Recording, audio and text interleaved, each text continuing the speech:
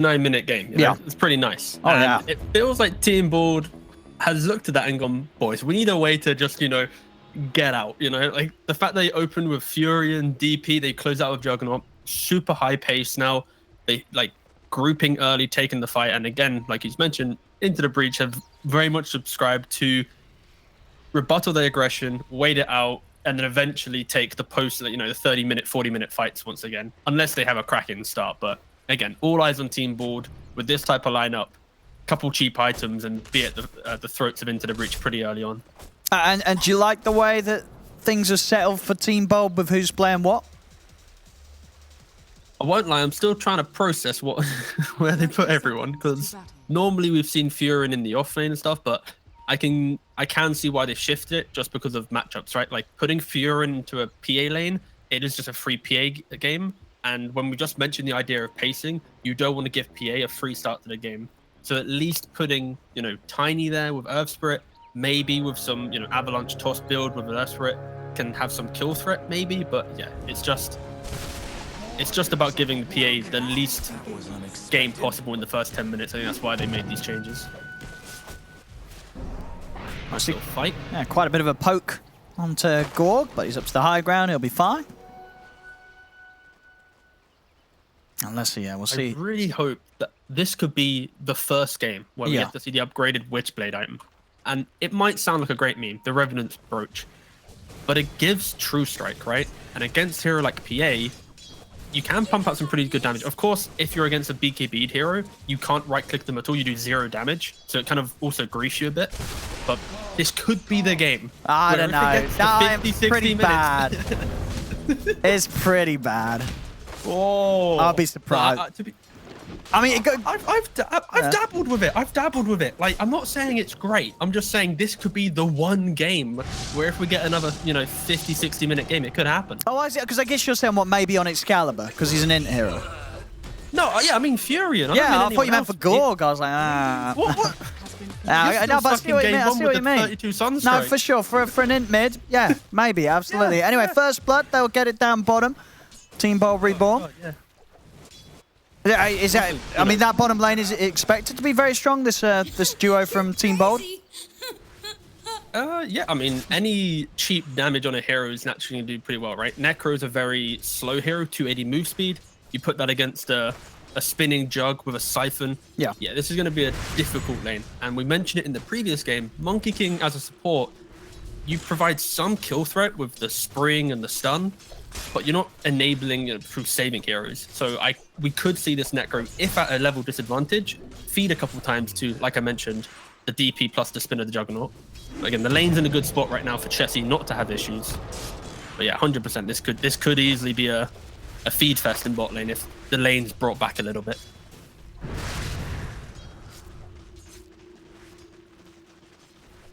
Oh, that's seeing so far.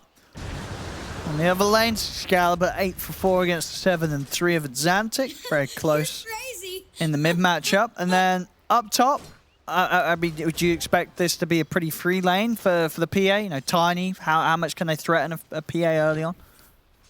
Yeah, I realized when I originally spoke about the lane swap, I said there might be kill threat as an ES Tiny, but that was just a lie. I won't lie. This lane's pretty weak. You put an ench on it as well, it's going to be strong. Like, they can do this, right? This is the best that they can do, is the double spells into a right click. But if J4's here with the creep, with a little bit of heal, PA should do pretty well. You just salve up, and now if you look at the resources, they can't replicate this multiple times in a row. So I think, yeah, PA should have a pretty nice time here. Could be opportunities of overextensions where you know, Board might be able to counterplay, but realistically, it should just be a happy farming PA with nothing too volatile happening. Try and get on Rajix there, but he's pretty much got a full wand, so not really a good target to try and commit for. As they're going to look to turn now.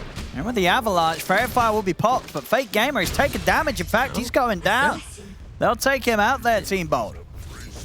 Slight misplay there, just kind of being inside the creep wave. And again, like, if you get hit by the spells, like, he doesn't have the blink strike available again to get back out. Like, it's an 11-second cooldown on that spell. Like, it should always be available to disengage. So Yeah, Bill getting punished there. On bottom, Ixon tried to step up, but Tanner was ready to pounce from the trees, jumps down.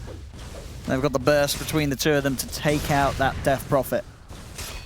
As Gorg will be momentarily left on his own and left without any sort of regen, at least until Ixon's back. So he's going to have to chill by the tower until backup comes in.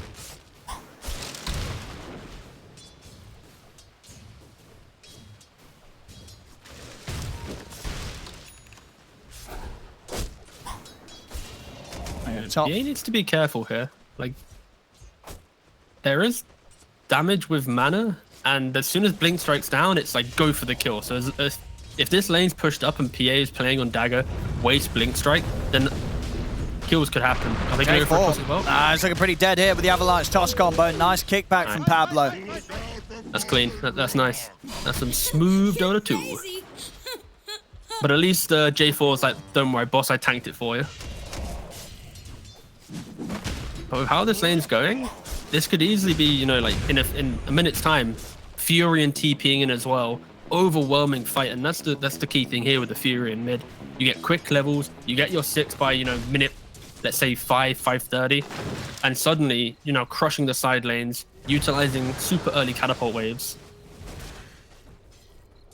And the pace of this game could be ramped up a little bit.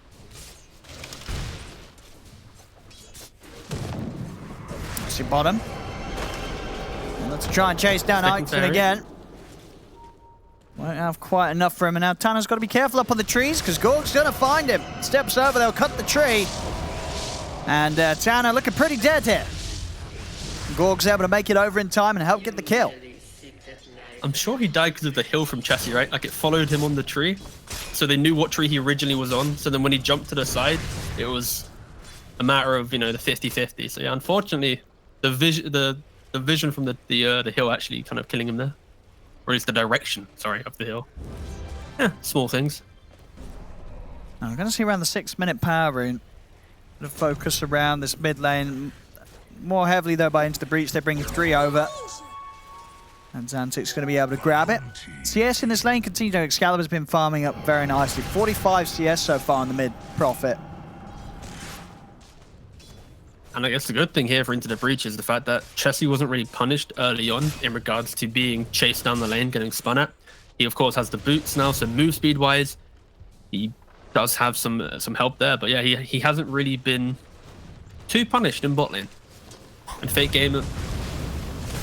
Okay, I held my breath for a second, but this is the collapse that we mentioned. Yeah, there it is. Excalibur comes in, he's able to offer up that extra bit of firepower to just take down Fake Gamer.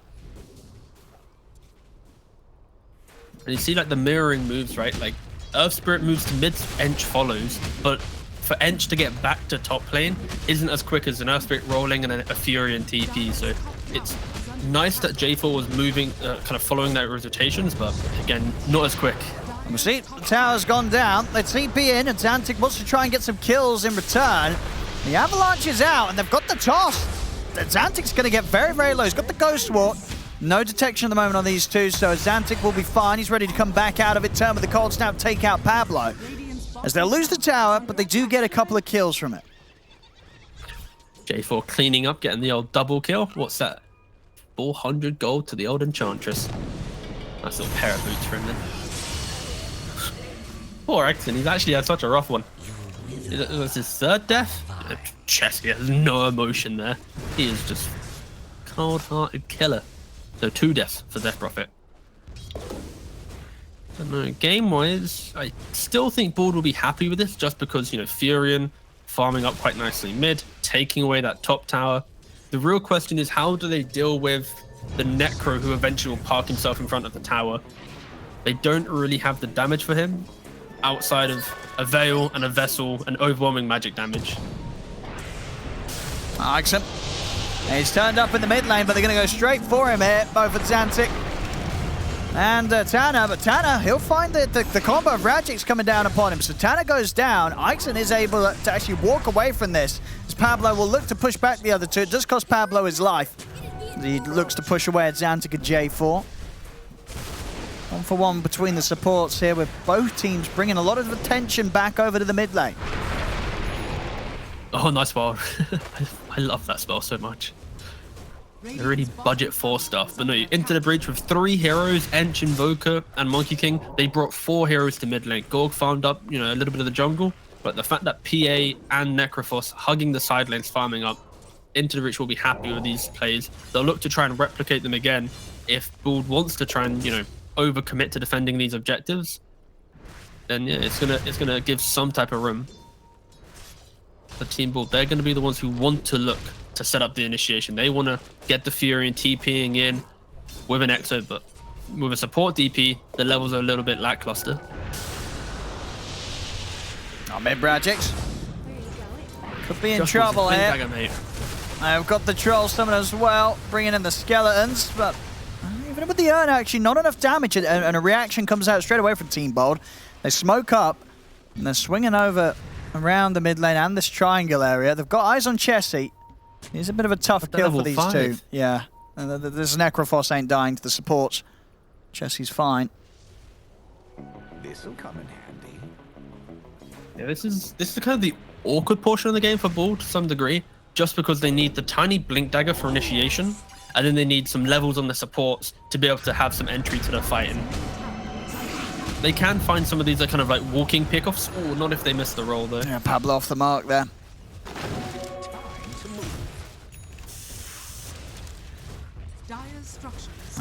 They are going to start pushing the tier 1. And Chessie has got the hood finish, so if he wants to turn up and try and defend, he's going to be quite beefy. But as it goes, they just set on going for the trade. Pushing the tier 1 down, bottom in the mid. Another catch. Pablo will get on top of Exantic. But again, not quite enough lockdown to keep him in position. So Team Bolt, they get this mid tower as Into the Breach opt to just take the trade and go for the bottom. Yeah, the map feels a little bit awkward just because of the fact that Bald taking top tier 1 and oh no, the heat map. I think Fake Gamer 2 games in a row, like he just clearly loves like being somewhat static in the map, right? Other carries will TP and be a little bit more active, but he's a jungle hugger for sure. He does love his own side. You know, not knocking it. He is farming pretty well. But it is a very different playstyle to maybe some other carries. That's a close start though. And less than 1k in it, 11 minutes in. Chessie's at the top, closely followed by Excalibur. And of course the race between both carries to get their Battle Furies online. We'll see who's going to be successful with that. I mean, Gorg is a bit ahead because he obviously went for less small items. As Fake Gamer cheating did. with the towers, you know. That's true. The towers have been pumping his gold up. So his Battle Fury is definitely going to be there quicker, unless something drastic happens in the next few moments. That is disgusting. That 90 gold he got from that building, absolutely despicable.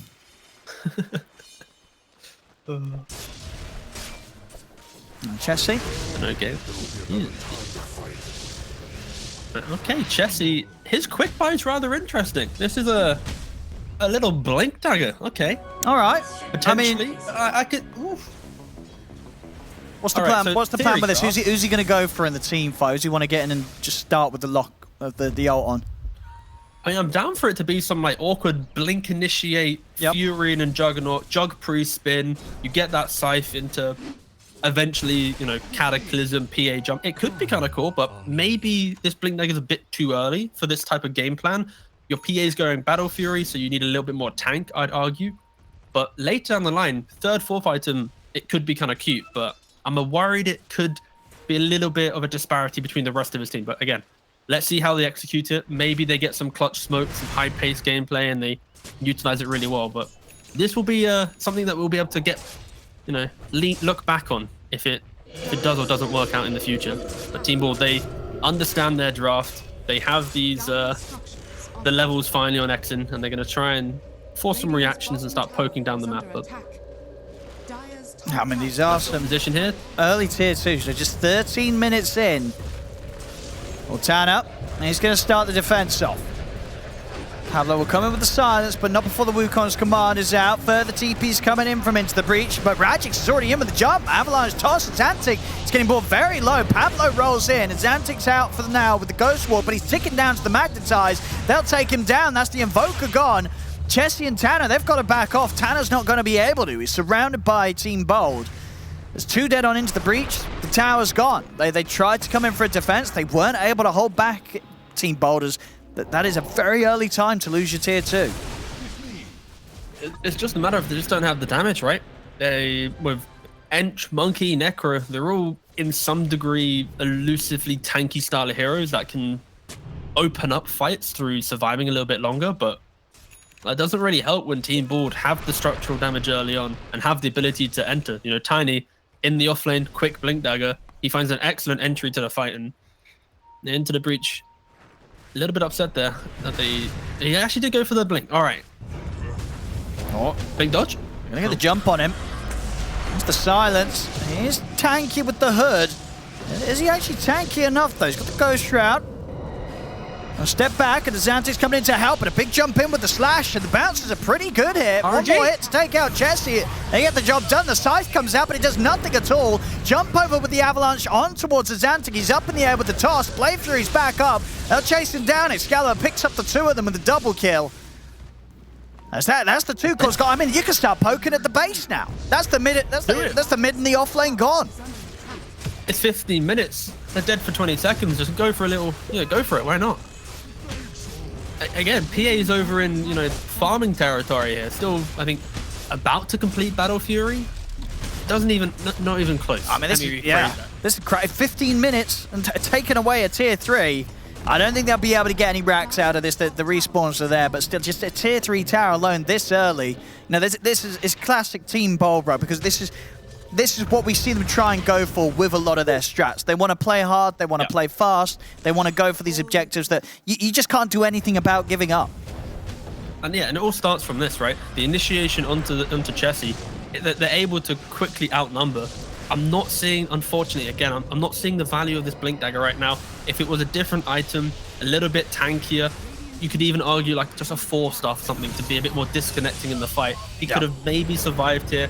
Just, now they've wasted 5 heroes, you walk back to your base. But because of the fact they get the kill, they get the Invoker, it gives them that entry. And taking a tier 3 this early with a Fury and Core on your team, that is now, so tasty for the rat, I mean, look. You see a fight bot, that's a range rat's gone top, It's begging to get, taken. And look at this timing, of course, being the mid. Profit is, we saw it there on the stats, one of the fastest by far you'll get on this hero. You go Gleitner at 16 minutes. His inventory looks disgusting, but it is pretty good as well. So Furion players, some go for Treads, Witchblade, BKB style, where you're able to stand your ground, right click, and others like to do a little bit more utility and annoyance with the Gleitner, because you enter the fight locking people down, annoying with the treant, still pumping out a lot of right click damage, but just giving your team a little bit of assistance with the fight. But this is gonna be Rat Central now. The shard's complete as well. He's having a pretty fun Furion game. Yeah, he's having a great time here. Excalibur's going to be happy with the way they set things up, with the decision to let him play the mid MP this game. It's been working out. Yo, Excalibur, your branch mate in the backpack. Chuck it in the inventory. Oh yeah. Come on, boss. That extra bit of stats. That's 1 stat, mate. But all of them, come on. All right. Don't leave, Mr. Production. Keep it here. Let's see if it moves. To be fair, though, it clearly looks like he's looking around the map. There are a lot of things. There's a lot of stuff going on. If you're especially when you're trying to play this fast. Yeah. There we go, J4. Try and heal up with the Vessel and stuff holding him down.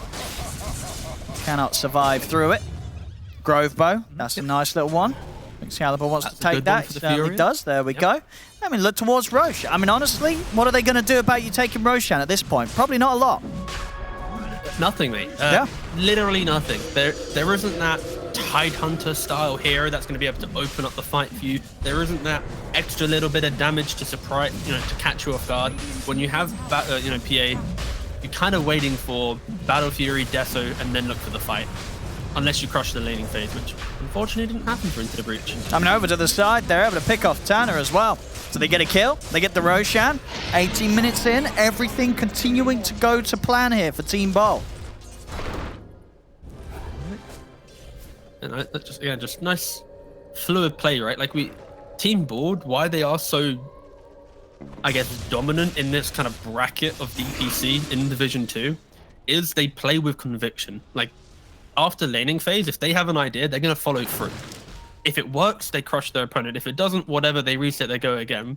But they have that grit, that kind of, I don't want to say pub determination, but it kind of is, that allows them just to relentlessly chip at their opponents. And it breaks a lot of teams. Like if you're not a seasoned team that can see through the style of play, it will whittle you down. And this is a perfect example of that play style, which has kind of kept them in DPC this entire time. It's so annoying to play against. All right, we got the jump for Team Bold.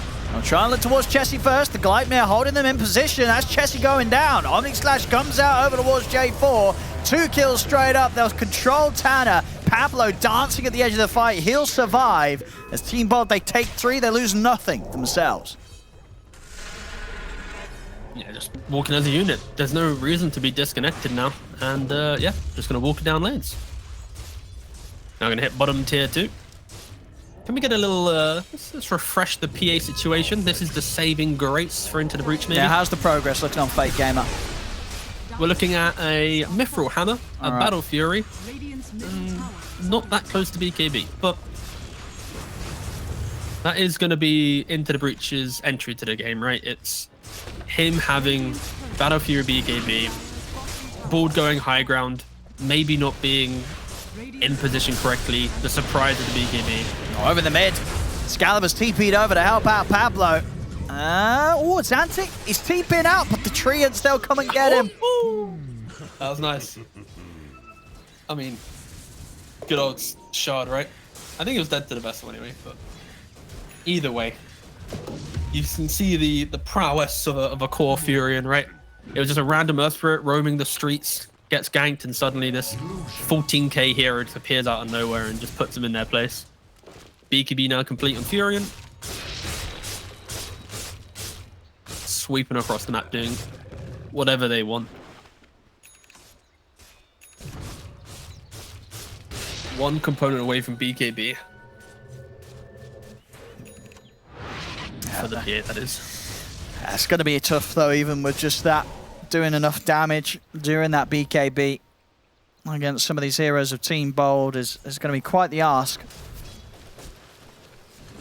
At least the thing going into Breach's way is, if Furion, again, Furion's so good at counter split pushing, Enchantress with a creep, Monkey King playing aggressively on the side, they want to keep the lanes pushed out, but again, Furion in a good game can counter this really quickly, so the defensive mechanisms that Into Breach might use in a tough game, unfortunately aren't going to be as strong as, again, they poke their heads out of the base for a couple minutes, and if Team Ball don't want to do it, they're going to run at their opponent.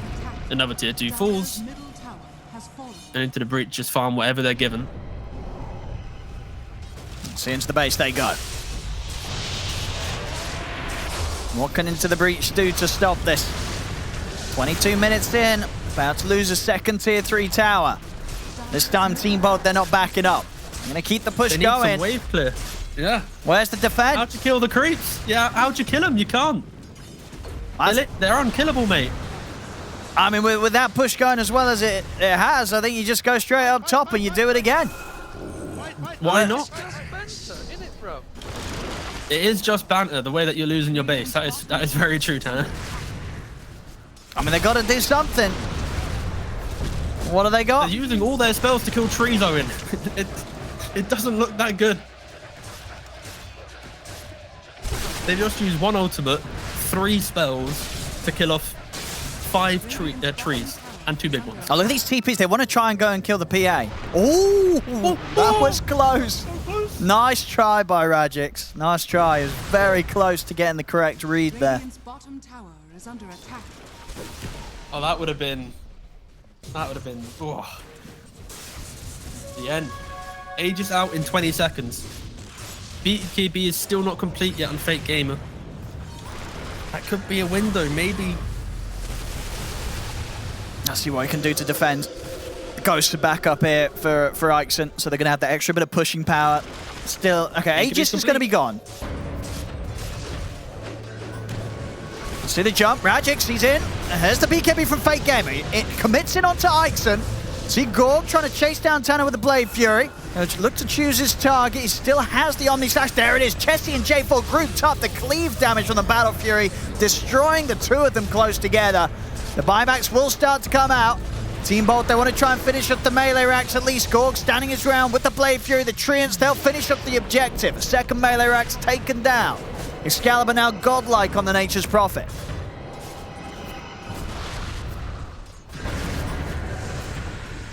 See Ixon. And Radix is maybe eyeing up the chance to jump back in. If they chase Chessie, he's going to commit with the ult. It's enough damage. Takes out Ixon. 70 seconds. It's a die back from the Prophet. Radix, he's in. He gets the grab onto J4. Back into the reach of Gorg. I see Fate Gamer jump across, but because Fate Gamer, his BKB's on cooldown. He's tried to commit in on this. Gorg's got his Blade Fury back off. Fate Gamer jumps to the side, but Gorg chases down with the Blade Fury. Fate Gamer's gone for 50 seconds. Another combo from Radix. He's in on top of Xantic. A quick tornado holds back the team of Team Bold. But the tree, well, doesn't matter. Essence Tree. Xantic stays alive, and now Radix, he's been trapped in the Wukongs. He's trying to walk this up, but the Cold Snap's back up along with the Primal Spring into the breach. They'll claim another. They'll get some kills out of this, but of course the damage still just very early on in this game done to their base is going to be tough to deal with. As their full set of racks down in the mid, and now melee racks down from the top lane. Yeah, this is just early aggression 101, right? Like they're barreling down for the barracks. They don't really care about the deaths that they have. They've taken mid. They took half of top. They're just going to reset, probably look to go again. Yeah. And we saw a little glimmer of it at the end there. Juggernaut, his quick buy, rushing this nullifier. This is a Necrophos who has Hood, he has Blink, and he's leaning on Shroud to be the pivotal thing for him. You bring in a nullifier pretty early on. Necrophos isn't a hero anymore. It's so hard to play. You can't obviously go for yours, 4 stuffs, pointless, glimmer, etc. The hero is his entire skill set of tankiness disappears. So, you know, Gorg, nice itemization there. A little bit unconventional, but very good against again the Necrophos. So this next fight, Chessie's going to feel even squishier. Yeah. This isn't even a Necro that feels that tanky, right? Like he has exploded in a couple of these engagements. And at least the BKB gave them a lease of life, right? The way in which PA was able to jump in, blow up the DP, force a buyback, jump back to the Earth Spirit. You can see how PA is a pretty good hero, but when you're this underfarmed, it is not so nice. Oh, there's the jump. Straight away. Quick crit there from Fate Gamer. Takes out Ixon. See if they can chase down another. Got the dagger in onto Gorg. They still want to go for this. It's a bit risky now. Yeah, they won't try and push their luck. They won't go further. And Radix, he's have to deal with it. He's maybe looking about getting back in on this, but still sort of tempting into the breach into a fight, but into the breach won't find the chance. Oh yes. Meanwhile, in the bot lane, if they're into the breach, like the reason why they struggled so much in the mid and top defense was they didn't have an innate hero to kill the trees. Like I already mentioned this, but it feels even worse. Because now when Fury goes to a lane and puts down these trees plus a creep wave, you have to have PA there to be able to deal with the wave, or Invoker needs to use multiple spells to kill them off. Like there isn't this like Grimstroke style of hero or whatever to quickly push it out. So as soon as Excalibur decides to play the split push game, yeah, he knows indirectly he's going to force a key hero for the fight to be located there. So that's where Team Bold can start playing around, smoking to kill that one hero who's having to spend time there, or B, going to the other 4 heroes, finding that initiation with the Tiny, unlocking the fight with the Earth Spirit, and quickly playing the numbers advantage. And again, it's why Furion is one of my favorite heroes in Dota for quite some time, is even though he doesn't provide a lot in the bigger team fights, he's so annoying just because of the map movements and the way in which you draw heroes. And of course, you know, everyone knows TI3, but still, it's good. Look at this. This is a very active Furion. It's been all over the place this game. Excalibur, he's been having a great one. It's worked out very nicely with their decision to put him in the mid.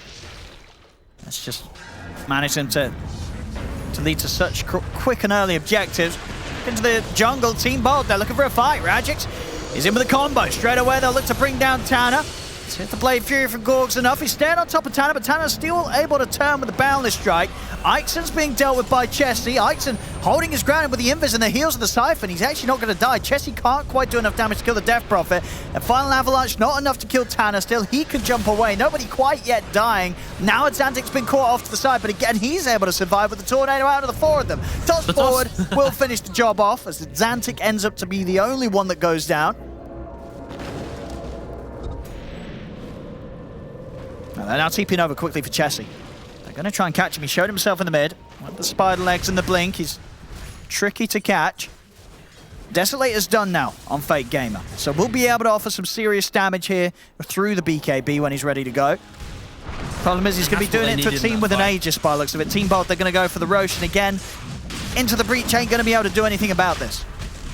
No, not at all, but that Desolator, if that was a minute earlier, that fight probably was completely different. The way in which PA was able to jump the back lines, he was, clicking everybody, but he lacked one damage item, one source of gotcha to be able to open up the fight for his team, and it pretty much meant that his team never truly entered the engagement because they saw the BK was expiring, they saw that they had to disengage, and yeah, it gives hope to Into the Breach if they somehow survive this Aegis without losing more of their base and then can take a team fight after the fact. But this is now on Team Board to respect what PA can do with this Desolator pickup, probably look for a pick off on the hero, but again, use this Aegis to its full. Try and get a fight outside the base, rat yourself another Rex, and look good.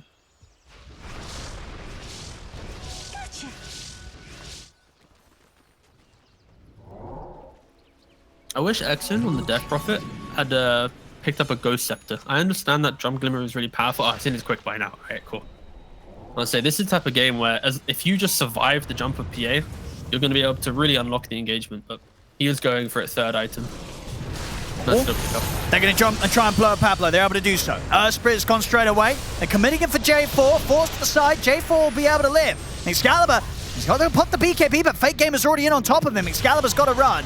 Gorg, what can he do to help out here? Fake Gamer Tanner continuing to chase down Excalibur. They've finished him off. That's the Prophet gone. Gorg, he's kind of on his own here. He's not got much backup. Ixon will decide to commit with the Exorcism. Radix, he's ready to help back. They want to try and turn the fight to Slash off just in time. Will allow him to get the kill. Tries to continue to escape with the Blade Fury. He'll make it out of there. Sunstrike. Oh, it's going to get him. Hits perfectly from Xantic to take the Aegis out of the hands of Gorg. See if they can go for him a second time. They certainly can with the physical damage they've got. They cut Gorg down into the breach. They're able to take pretty much the first team fight that we've seen go in their favor this game. You had to respect the Desolator, right? Like, PA finally was doing damage in a fight. Furion TPing aggressively. I think a lot of people have experienced this in Furion. Even when you're ahead, one wrong TP, one aggressive step, if people jump you, if your itemization isn't somewhat defensive, you will bleed. And it happened there. The PA was able to isolate, locate, pick off quite quickly, and finally got to see a little bit of punch back from Into the Breach. Again, they are already 1.5 racks down. This isn't suddenly they're back in the game. They will always be victim to the fact that waves will always be pushed into their base, but winning one fight, it is the start. It's the platform you need to build upon. And Board, they have to be careful. This skirmishing, high-paced gameplay, it's very good, but if you misstep, PA can become a monster. And do you like this from Pablo? He's going for the Ags, I imagine, so he could try and save his teammates or hold back the PA. Yeah, I'm a big fan of the Ags. So anything that can reposition and save an ally will always be good in Dota. So yeah, I like the fact that he is going for this. Most likely we'll go for either like a BKB or a blink after, just to secure that entry to the fight and get that save or reposition off. I really wish we saw a Lotus on Necrophos. I've been holding it back for like a good 22 minutes, but I really wish this blink was a Lotus. I'd prevent the Omni Slash obviously going on top of him, just reflect the nullifier, just be a thorn in their side, prevent vessel charges being active, get rid of the Gleipnir. The list continues, but I wish it was a Lotus. Maybe he'll go back for it. Probably not. Maybe, yeah. We'll see. Yeah, he's See what playing a very Jesse wants to split do. push game. Yeah. Like after the awkwardness of initial blink pickup, he has played the blink for push lanes, be annoying. So I respect that side, but now we've got past the split pushing and more the team play area. Lotus. Oh, Excalibur. Ooh. He's going to be okay. Oh, mass TP. Yeah, you gotta get out, boys. You gotta run. You've got to run that. I mean, you could see into the breach. They were trying to set up that sort of bait play. They're immediately ready with the Sunstrike and the ability to commit onto him. But of course, as it was with the Invis, sneaks away, breaks the combo. And we'll see the rest of Team Bold wrapping around, and they'll catch Tanner as he's coming back through his jungle. So that's Tanner gone. So they can do anything with this 50 seconds of no Monkey King. It's not the biggest of openings, but might be enough for them to try and poke at the high ground again. Yeah, the big opening here is no BKB on PA. You've got 40 that's true. seconds, no BKB. You are 100 gold from the Satanic. So if Team Board want to try and punish BKB, could lead to something, but most likely they will have to wait. They don't have their own BKBs available. They need to reset, and that's going to give time for this PA to farm that 100 gold to get that Satanic.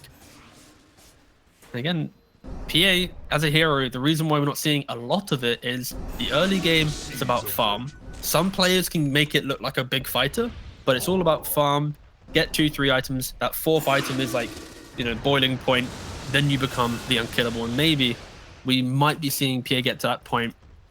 As Juggernaut, he's not really itemized for the PA, right? We're not seeing the MKB. We're not seeing an Ags for the Swift Slash to continue chasing the mobility of the PA. So potentially we might see PA pull out ahead in terms of just carry for carry matchup. But again, that's not what Dota's about. There are a lot more things to take into account. But yeah, I'm not saying they're coming back into the game, Owen, but I'm saying they could be coming back into the game. No, they definitely slowed it down. It's quite early on we had the racks go in, and now many minutes have passed, and Team Bold haven't been able to break the base again. So definitely holding on here into the breach, and Fate game are getting bigger and bigger. But also the rest of his team are also, getting pretty big. The Ench, 8.3k net worth. Items are all enabling the damage, right? You got the boots of bearing, getting the attack speed, helping out the PA. 4-staff just to quickly disconnect and kite. Monkey King with the solar crest. A drum of his own. No charges left though. Like this PA, it was mentioned on the panel, there was no accelerants for farm, but they do have accelerants for at least fight in the late game. Alacrity on the Invoker, the boots of bearing on the Enchantress, solar crest on the Monkey King. This is going to be a PA chunking her way throughout the fight now that she has Satanic, the Deso, the BKB. It's just, can they find that fight? Can they find a 5-on-5 where they're not out of their base with Furion just ratting and winning the game in his own little mini game? And Rajix by himself forcing out the rainbow of TPs and TPing back.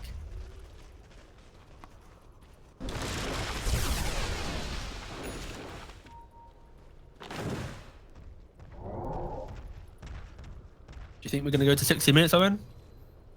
I mean, it's got that vibe. You know what I mean? Where things are kind of settling out. Right now. Already we're going to have to wait for the next Roche, which is going to be up soon. And then I think beyond that, it just depends on how much Team Bold can get done, and if they get away with getting this Roche. Is that Aegis going to be enough to get them to high ground? But we'll see how soon the respawn's going to be, if it's going to be a short one. In a second. What have we got? A couple of minutes still. So that's definite time for Into the Breach to maybe get over to this area of the map and look for a team fight beforehand. They're going to try for that. Smoke up from Into the Breach. Radiant are scanning. All right, let's see. Can they get the solar crest on the PA, the alacrity, the drum aura? Get into the backlines, maybe blow up the Furion pre-wrap. I mean, and for... I'd be scared. For Excalibur, is he looking to come into these fights, or is he looking to go for the rat? His itemization dictates he needs to be in the fight. Okay. He's got Gleipnir, Satanic, Silver Edge, the break for the PA. He's going for the rat. He's already bottom. He's going for the rat option, so instead of sticking around for the fight, he's gone straight towards the bottom lane. And with the trees, progress is going to be made. The tier 3 basically going down here. See, into the breach, jump back in. Oh, that scythe will do it for Ixon. Ixon's gone. Now, the question is, what more can they go for? Already, the rest of Team Bold on the retreat. There's going to be any further jump from into the breach. Doesn't look like it. So there we go. Tier 3's taken out. Final set of racks down here now exposed. So, as we're seeing, into the breach, they've got to be very aware of this. You know, Excalibur's going to be keeping his options open. Yeah, that's the key thing, right? It's keeping his options open. He can go for bot if he wants. Yeah. He can join the big fight. Like, if he sees PA initiate to a side or a scythe wasted, he could probably TP him with some confidence. Back in the action. They're going for the fight here. See Fate Gamer committing onto Pablo. The crits come out, get the kill, but now the turnover towards Chessie. With the nullifier and the ultimate Gorg cuts Chessie down low, but not enough to finish him. And now the counter jumps there. Fate Gamer turns back over towards Gorg. Gorg's gone. Into the breach. They're going to continue to chase down Team Bold, as Team Bold have to get out of here. Without their carry, they've got no fight to be had. Oh, you can see how... And this is around the time Roshan's up. Gorg's going to be out for 75 seconds. Roshan's available for Into the Breach to head for. He doesn't have, you know, Omni Slash anyways, so even if he buys back, this is not going to be some high-impact Juggernaut buyback. He's going to go for the buyback. They don't want to let the Roshan go to Into the Breach, but I think Into the Breach are going to get it with Fate Gamer's damage. Ixon's trying to step over, but with the BKB, Fate Gamer commits. They get the Rosh, they get the Aegis, and now they'll look for the fight, almost certainly. There's Radix with his own BKB, trying to fight back against the PA, but the physical's too much. He's backing off. Gorg's in with the Blade Fury and the Nullifier onto Chessie. The bash there as well. Chessie will get burst down. Same to be said for Tana. Double kill for Gorg. But Gorg, he's got to get out of here somehow. The Gleipnir will root back the two of them. Fate Gamer and Atlantic locked down, but the jump's back up. As the PA moves in towards Gorg, but there's the stone. As the axe from Pablo holds back the PA momentarily. Fate Gamer still wants to go for this. Chasing up to the high ground. That's going to be the Aegis gone. As the aggression of Fate Gamer continues, are they going to try and deal with them a second time? No, they're out of their Team Bold. They're happy with that. They get the Aegis out of the hands of the PA, and then they get out of there. And in true Furion fashion, meanwhile in the top lane, the range racks falls. So they instantly take away the Aegis, but they get a wreck. So I think overall this is still kind of a net win for Bold. The fact that you instantly take that away, yeah. I mean, it's 2 buybacks as well from Into the Breach in comparison to what pretty much, I think it was just the 1 from Team Bold. So, I mean, they definitely made the best out of a bad situation of losing Roshan at this sort of key point where Into the Breach is starting to get a bit of a turnaround. Yeah, and that was a kind of a weird fight as well, because you had, you know, the Furin who was poking on the side, Gorg going in. You then had PA quickly take the Aegis, got the Yags, Tiny got the cheese. Like they were, we're seeing the replay here. Radix gets in, he isn't able to take the Aegis, but gets the cheese. I think the MVP of this entire fight is that Nature's Prophet 20 talent, the Sprout leashes. He constantly applies it onto the PA, and look at this. He wants to jump Exon, he wants to continue this fight, but he can't. He just leashed. And then in a second, it expires. He's like, all right, boys, I'm now rooted. Let me go again. He jumps on in. Guess what? Bam, Sprout number 2, please. Sure, there's an ES Ags. But yeah, this PA was completely removed from the fight just because of Excalibur. And Into Reach have to be careful about that in the future. That was disgustingly OP, that single talent preventing him from blinking around. I mean, and there's nothing you can do, right? It goes for BKB. You can't remove it with BKB, right? The only thing you can... that can save you is if your teammate forces you out of it, right? Yeah, you need to. Well, he's got spider legs, right? Which he could just walk through. Oh, okay, so right? That should work. Yeah, unless I'm just thinking of something. Yeah, that should be fine. He should be able to spider legs and just walk his way through. I think he had the what's it called? The previous fight. He had the Titan Sliver in the previous fight. Okay. So this time I think he's changed up for spider legs after that fight. Maybe I'm misremembering, but yeah, he should be able to just, you know, spider legs his way through, or at least Battle Fury, eat a tree, and then, you know, phase boot through that tree as well. But yeah. Now, but does that actually, if you break a tree, does it remove the leash? No, I guess not. I don't think it does. I don't think you can cut a tree and the leash goes away. I think the leash just persists, doesn't it? No, yeah, and you know what? He just stuck me. I don't know what I'm on about. I've just chat so much. Okay.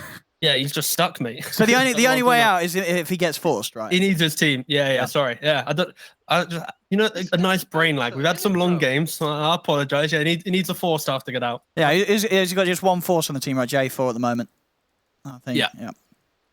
Yeah, that's it. or kill all the trees. Can't kill one, you got to kill all of them. I don't even think there's that. Did that even remove the leash? Bro. I don't know. Yeah. I mean, if you nature's call on the thing, it removes the sprout, therefore removing the leash. So yes. I guess, yeah. God, this was a convoluted conversation that I made so difficult. I'm sorry, everyone listening. Well, we'll see how well they can deal with being sprouted in the team fights. With this leash holding them down. Just don't get sprouted, lol. It's not that hard, Owen. Actually, it is pretty hard. Oh, Pablo. They found him. Oh, they found him. It's a pretty dead hit. Nearly making it out. But Tanner catches him with a boundless.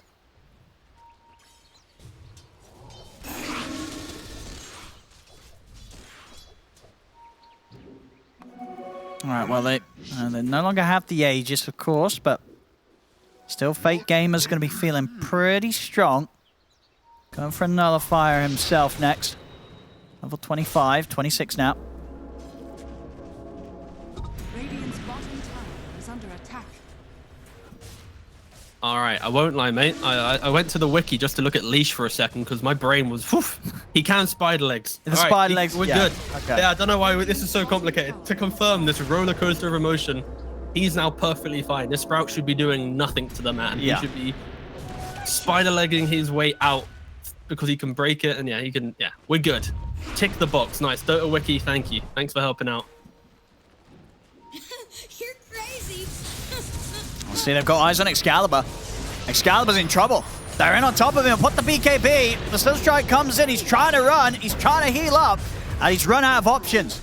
No other way to get away from that move. It's into the breach. Come in with a big rotation. Take out the Prophet.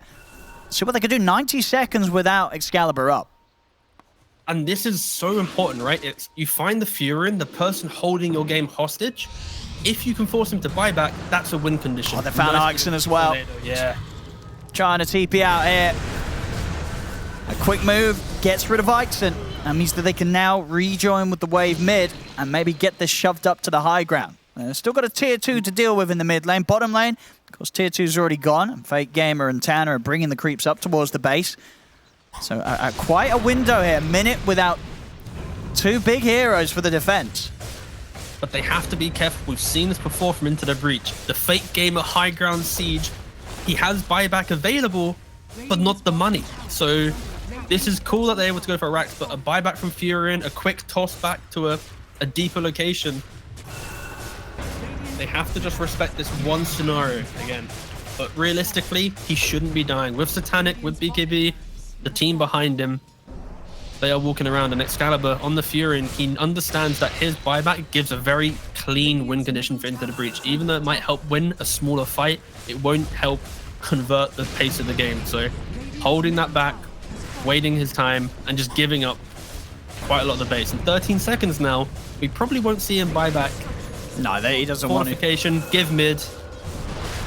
Same scenario as game one, bot and mid taken away. Top tier till still available.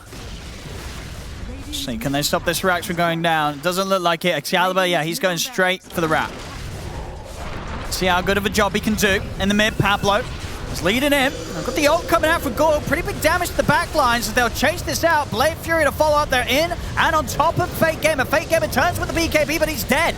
They've killed off the PA, and again, they have managed to keep that mid-Rax alive. Meanwhile, down bottom, the melee Rax of Dire nearly gets taken out. Jesse's rolling back for the defense, but Radix is in with the Avalanche. Stops the TP back of Jesse, and back in the base Excalibur. He's got the job done. He's taken out the melee. He doesn't want to die, tries to TP out, but the Abyssal is there. He'll die for his efforts.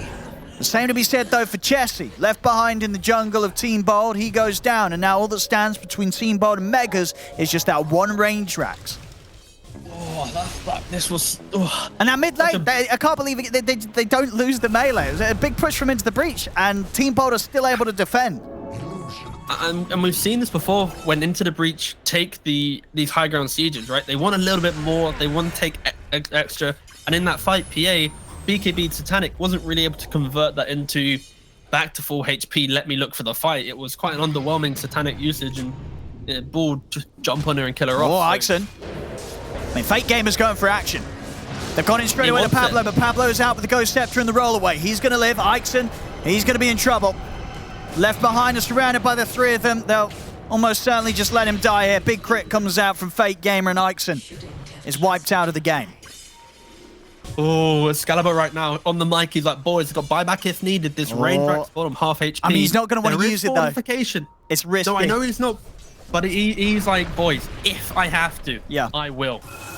Probably shouldn't. But again, we're seeing the options here. Excalibur, this is like, it sounds really stupid, but this is like the most game-winning moment for him, because getting the range racks is mega creeps, which makes the game last longer. You're not going to win instantly, but it helps.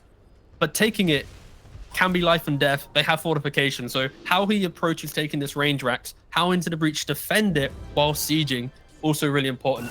The beauty of the rat Dota. I'll see in the mid. They made the jump, but Pablo's in with a save. He's going to keep Radix protected. Radix is able to get the blink off back under the safety of the tier 4s. Into the breach. They're back in, and they'll finish the job that they came for earlier. The melee racks, it's gone. See where they head for next. Still have a tier 2 to work with on the top lane. Into the breach if they themselves want to look towards getting the megas.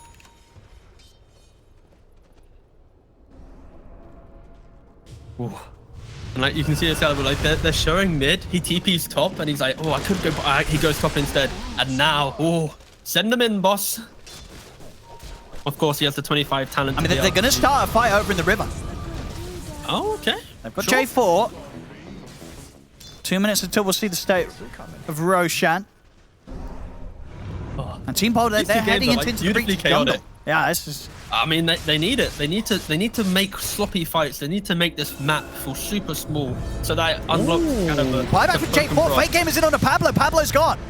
Fake Gamer commits with the BKB. Turns over towards Gorg. Gorg trying to get away with the Blade Fury. Now he's ready to turn back in. He'll look towards Fake Gamer. Jump off to the side. Pablo. He'll roll in on top of Chessie. And the Wukong's command is down. Team Bolt, they're focusing down the Necrophos here, but they can't quite kill him. Chessie's going to live. Chessie's going to be able to stay alive. They've lost themselves to Death Prophet. Ghost Tempted on Pablo and Regis keeping them alive here. But Fake Gamer's in with the BKB, picks up the triple. As it's falling apart here for Team Bolt. They lose 4 heroes. A buyback came out. In fact, it was 5. Pablo died back there as well. Gorg's brought back. They'll have to hold the base. They won't be able to get over towards Roshan. And again, it's losing a fight at this time where 40 seconds will see Rosh back in. Into the breach now up 11k. And they can start pushing back. We'll see this fight again. Nothing fell into place for Team Bold at all, really. They lost 1 by 1, and they just couldn't really focus their efforts and get a big kill. I think we saw the Omni Slash come out, but it just got cancelled immediately there.